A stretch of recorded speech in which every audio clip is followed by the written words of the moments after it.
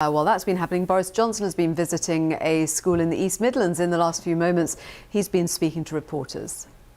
Let's be absolutely clear that the most important thing for safety in dealing with coronavirus throughout the country, whether in schools or elsewhere, is simple things like washing your hands. And that's the advice that we're giving. And if you look at the measures that these schools have taken, they are very, very successful. They're, I think, exactly right. And they're creating the right level of confidence in teachers and parents and pupils. Now, on the issue of face coverings, what you've got is the WHO saying that face coverings should be used by over 12s. And what we're saying is, if you're in a school with a hotspot, if you're in a school where there's a hotspot, then it probably does make sense in confined areas outside the classroom to use a face covering in the corridor and elsewhere. Because as they discovered in Scotland, where they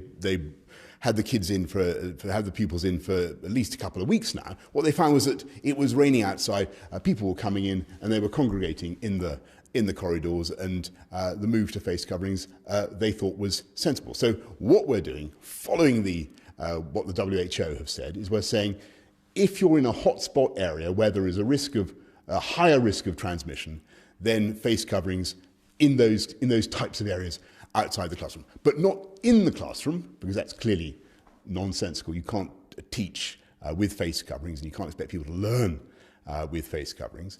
And the most important thing is just wash your hands.